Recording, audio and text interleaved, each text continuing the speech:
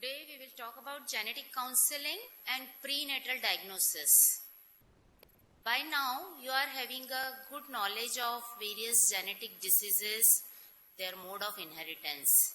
So you are in now position to understand this topic of genetic counseling. So let us start with this. What is genetic counseling? It is important first to understand that what it is. It is defined as process in which patient or relatives of the patient at risk of genetic disorder are made aware of consequences of disorder. Right? What are the consequences of disorders? Its transmission, how the disease is transmitted inherited in further generations, and the ways by which it can be prevented. So this is what is genetic counseling, and the counselor is a medical person who has good knowledge of genetics. Right? Now, here the person who is taking the advice in genetic counseling, we don't call him patient, we call it consultant. So I will use the word consultant in place of patient. Now who need this? What is the need of the genetic counseling? Why it is important? It is very, very important topic. So at present there is very limited scope for the treatment of the genetic diseases. Once they are there, most of the time the person has to live with it. There are supportive measures to give him the best possible life, but very few diseases can be cured. So, by using knowledge of genetics, a counselor can help to avoid or reduce the incidence of some of the genetic disorder. So, if we give the we do the counseling on right time, in right way, can avoid or reduce the incidence of genetic diseases because there is very limited scope for the treatment of the genetic disorders. Who need the counseling? A patient or a person suffering from genetic disorder, a couple who are at risk, and a couple already having a child suffering from genetic disorder. They will seek the advice of the genetic counselor before going for the further pregnancy. So these are the people who will need the genetic counseling. Now what information should be provided by a genetic counselor? So first is medical diagnosis and its implications in terms of prognosis and possible treatment. I will tell you all these things in detail. And mode of inheritance of disorder should be clear, and the risk of developing and transmitting the disorder. So what is the inheritance of that particular disorder? And what are the choices or options available for dealing with the risks that can be most of the time supportive, but if possible, they can be curative also. This information should be provided to the consultant. Now, what are the steps in genetic counseling? What is the process of genetic counseling? The most important first is diagnosis. Diagnosis of the genetic disorder should be clear. It should be very clear diagnosis. You apply all your knowledge, collect all the information and make a confirmed diagnosis of the genetic disorder, and for this, a history of the patient and relatives, examination, investigations, all the level of investigation, whatever you want should be done, and diagnosis should be confirmed. Then second step, pedigree charting, very important. What it is, I will tell you. Risk assessment is the third step. Then communication of information. Now you know everything, but you have to communicate it to the consultant, means patient and his relatives. So that is important. Communication, discussion of options. Everything is done, diagnosis is made, things are clear, you have communicated, But now the most important is what are the options available to the patient for this disorder, and long-term contact and support is required. It is not once that you have treated the patient is gone and you forget. He or she will be always in contact with you, will continuously need your support for this. So it should be clear. There are means familiar relations, long-term relations are to be maintained with the patient. This should be the qualities of the genetic counselor. Now, first, I told you, the first thing is diagnosis. Now, we'll go one by one. All these steps should be covered for a systematic genetic counseling. Diagnosis by history, examination, and investigation. So, most important, history.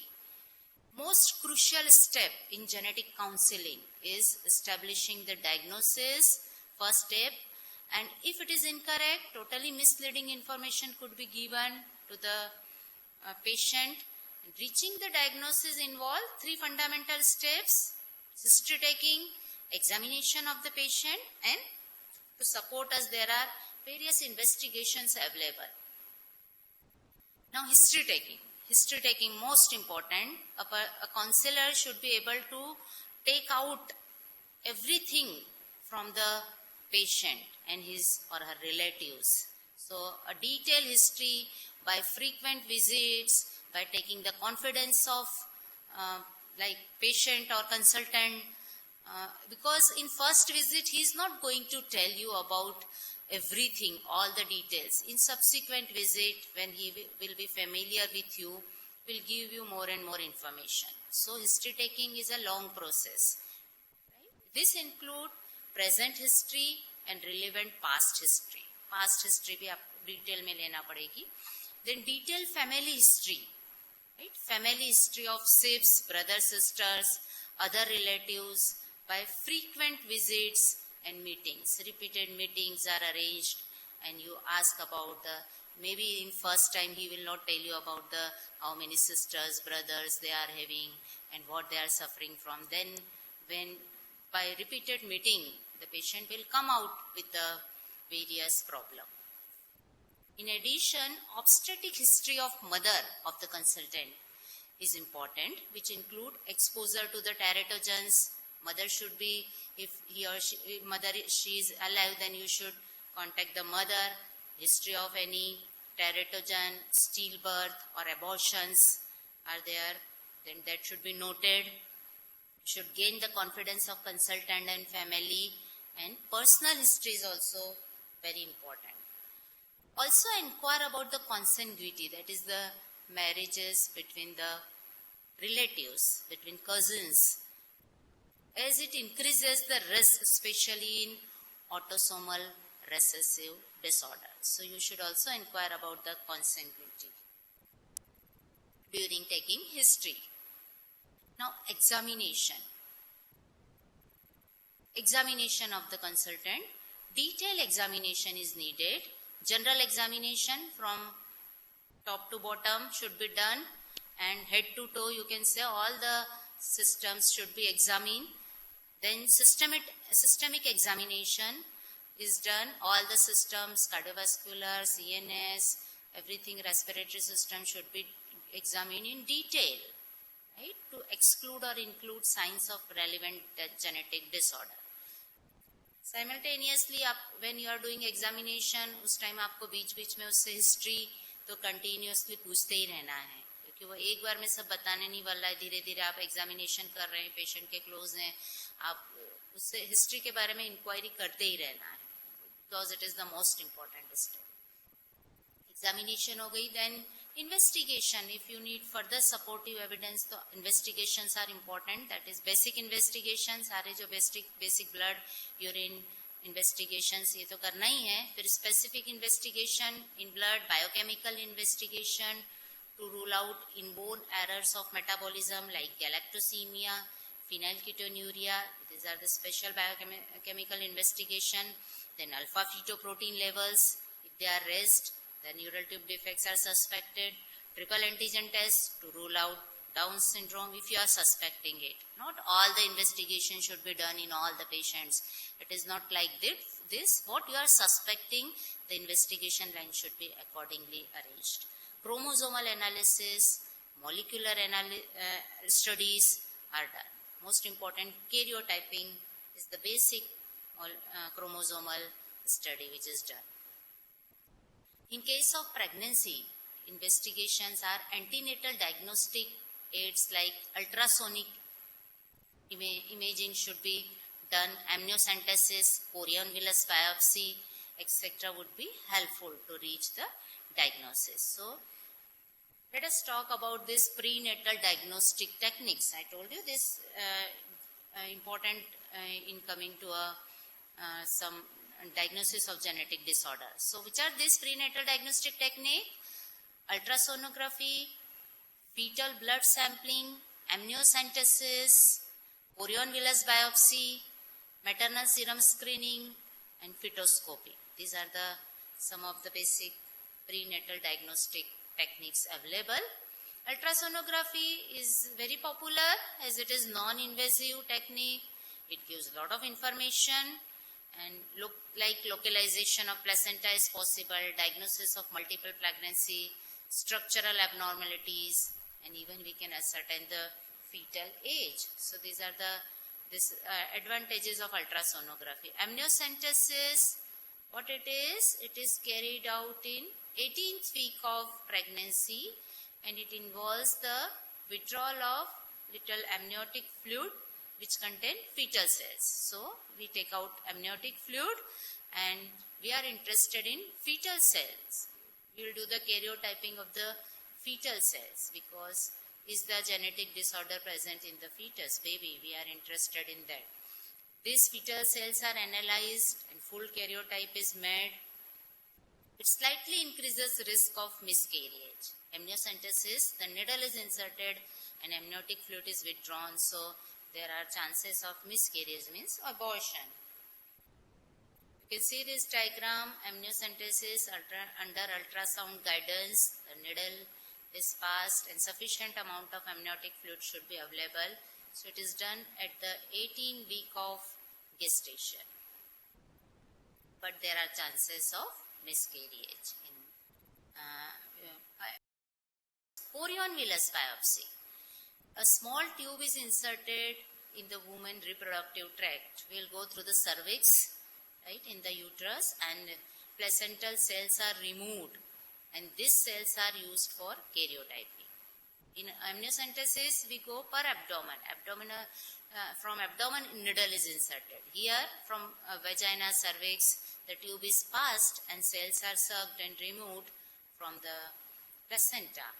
So what are the advantages of chorion villus biopsy over amniocentesis? That amniocentesis is possible at 18 weeks of gestation, and this is possible at very early stage, that is at 8 weeks of pregnancy. So if there is any genetic disorder in the fetus, the parents or couple can consider for the medical termination of pregnancy at early stage, which is more safe.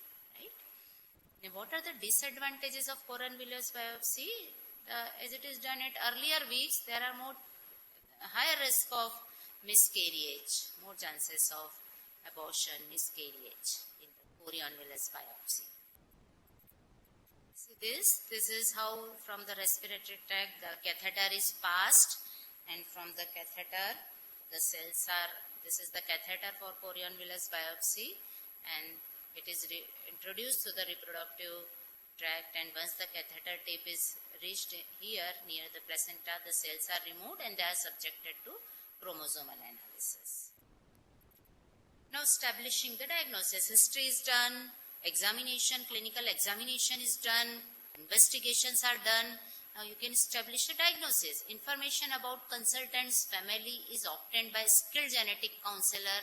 You have also taken all the history about the relatives and family members of the consultant. Even we can subject them to investigations if required. You can do clinical examination of the family members. Preclinical telephone or home visits are helpful, right?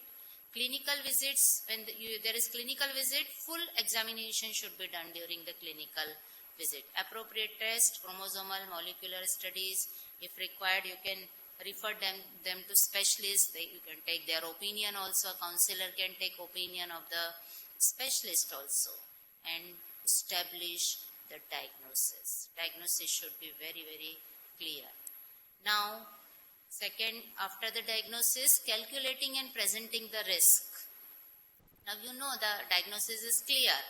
Now you calculate the risk of transmission of disease in the baby. It forms the most important aspect of genetic counseling. Little more than knowledge about Mendelian inheritance is needed. If you, not only the Mendelian inheritance knowledge, but something more is needed to calculate the risk.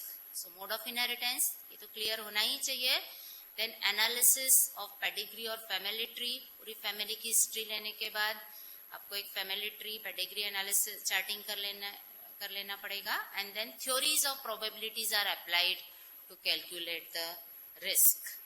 So calculating and then presenting the risk to the consultant and family. Assessing the risk. Once the counselor has constructed family tree, pedigree analysis, pedigree charting, and established as many genotypes as possible, he or she is in position to assess the risk and state the probability. What is the probability of the disorder in child?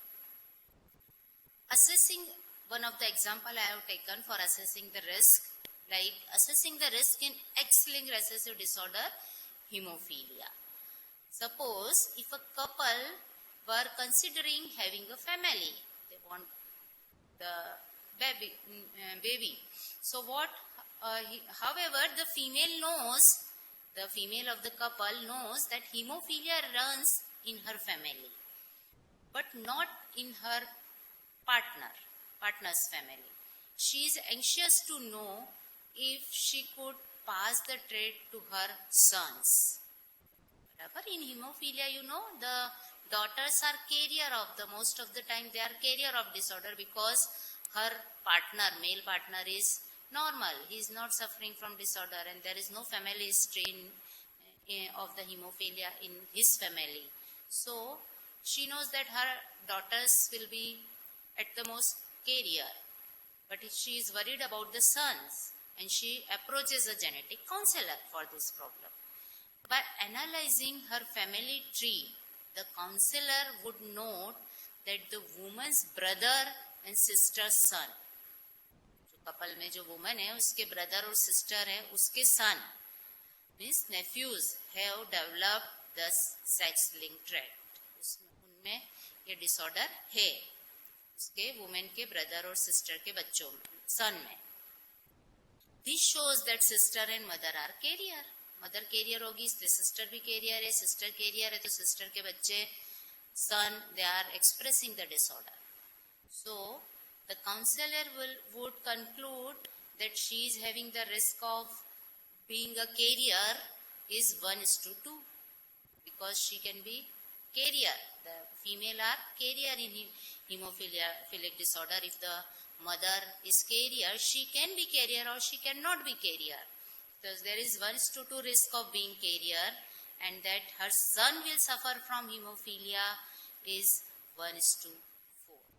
So the counselor will explain this to the lady. You can see this is the pedigree chart of X-linked recessive disorder. Suppose this is the case. We can say, see this, the mother can be carrier. यहाँ से अपन start अगर करें, mother history से अपने को ये पता चलता है कि mother carrier हो सकती है क्योंकि उसके sister और brother के जो sons हैं, they are suffering from the disorder. Sister's sons especially are suffering from disorder. So this can be the mother who is a carrier. Now see this, she is the daughter. ये suppose ये lady है. She can be carrier of the disorder or she cannot be carrier like this. So 1:2 chance of her becoming a carrier or not becoming a carrier, and if she is a carrier, 50% of her son can suffer from the disorder. So 1:4 we will explain to her the risk. Now pedigree analysis, if we see in general, autosomal dominant disorders, 50% of the children are affected if one of the parent is normal and one parent is suffering from the disorder.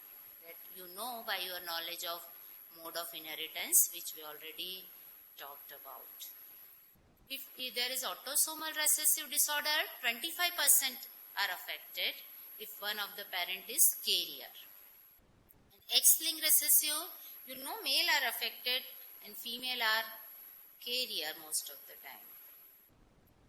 Now, once the diagnosis is clear, estimation of risk is done, pedigree analysis is done, you have transmitted the information, amount of risk to the consultant.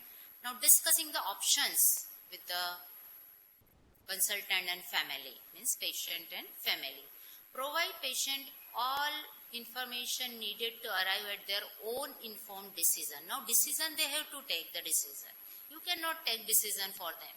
You have made the diagnosis, you have calculated the risk, you have made them aware of the facts, then they have to take the decision. Detail of all the choices open to them. You explain all the detail, what are the choices available. Include a complete discussion of reproductive options. Alternative approaches to conception, आप उनको ये भी बता दीजिए कि which are the other alternatives for conception, in vitro fertilization, donors, OVA, artificial insemination, all these are also available. Review of technique, limitation and risk associated with method available for prenatal diagnosis. We talked about prenatal diagnosis. उनको सब explain कर दीजिए कि ये वाली अगर अपन technique use करेंगे तो ये रिस्क है और ये रिजल्ट अपने को मिल सकता है. हर टेक्निक की कुछ लिमिटेशंस हैं. ये करने के बाद ऐसा जरूरी नहीं कि 100% अपने को पता चल ही जाएगा. Like this, you should be very clear. Now, while you are communicating, you should be very careful. Communication is two-way process. Counselor provide information. It is most important information.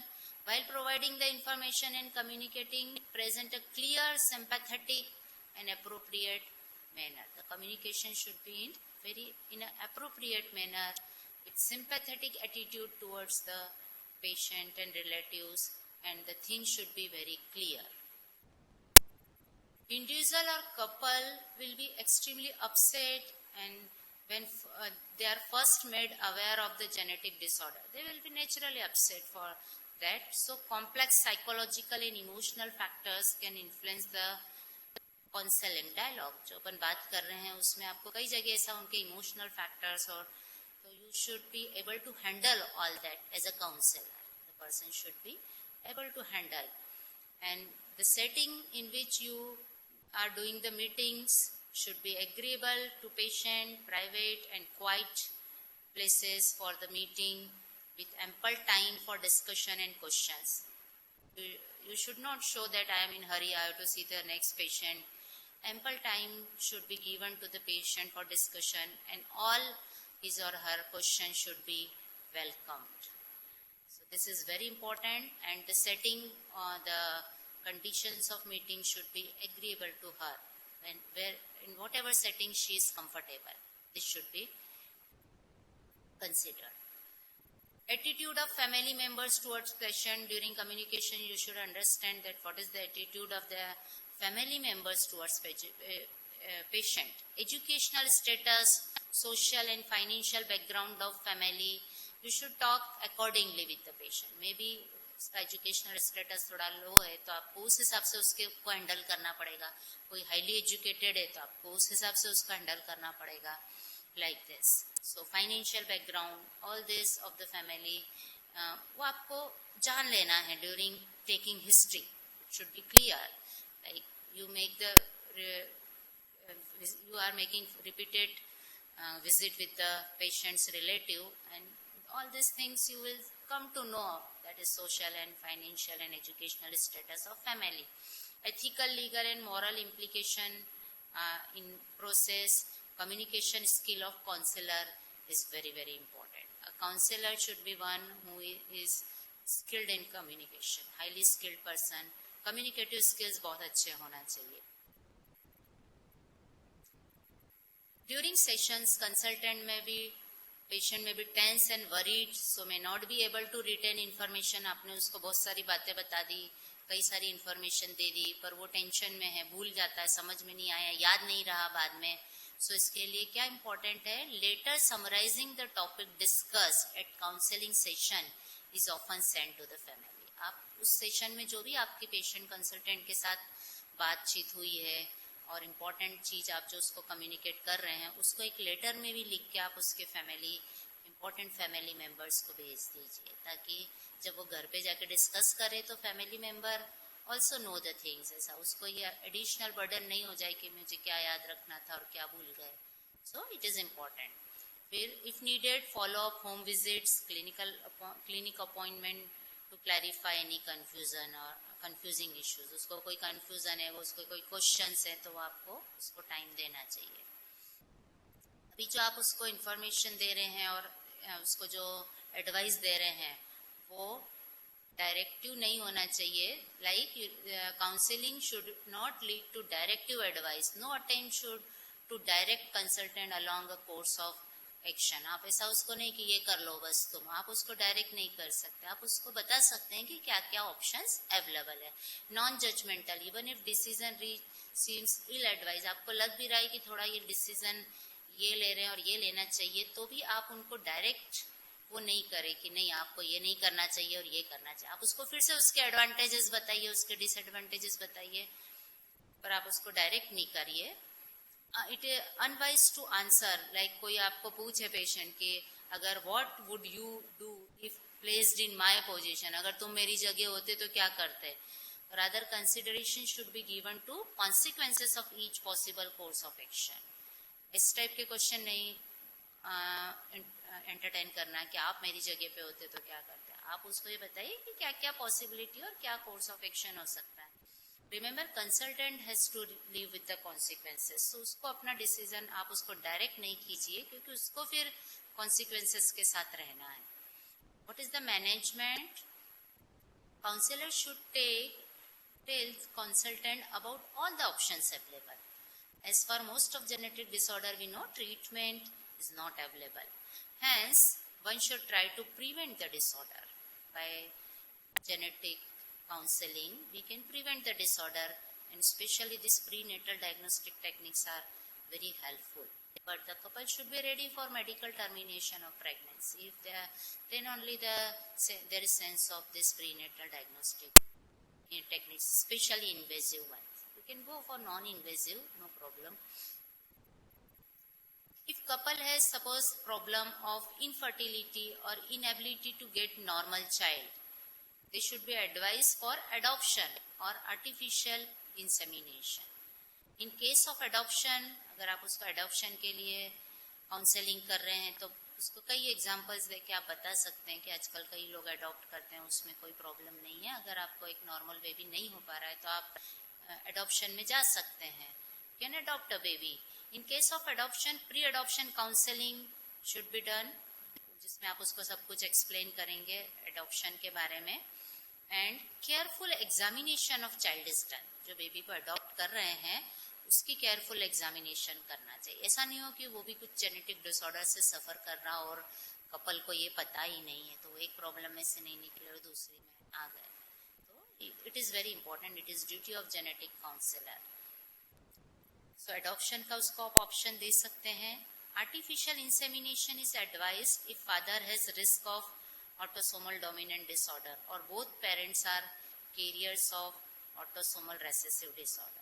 Father has autosomal dominant disorder, so 50% of the progeny will suffer from the disorder. There are chances that 50% will suffer from the disorder. And if both the parents are carrier of autosomal recessive, then also the risk increases. So in this case, artificial insemination can be explained and advised. After prenatal diagnosis, couple should be told about risk of recurrence of genetic disorder but decision regarding termination of pregnancy should be made by couple. I told you, don't make the decision for the patient. Whether they want to go for termination of pregnancy, the counselor has done his job, prenatal diagnosis कर दिया, उसने diagnosis बना दिया, risk है बता दिया, उसके बाद termination of pregnancy का decision आप patient पे छोड़ देना पड़ता है, couple पर छोड़ देना पड़ता है. Role of counselor is to provide all the information and be helpful to consultant in taking decision. ये उसका रोल है, उसको डिसीजन उसके लिए नहीं लेना है, तो कंसल्टेंट को, उसकी फैमिली को बाद में उस प्रॉब्लम के साथ रहना है. सो उसी को डिसीजन लेने दीजिए, आप उसको हेल्प करिए, सपोर्ट करिए. This is the role of counsellor.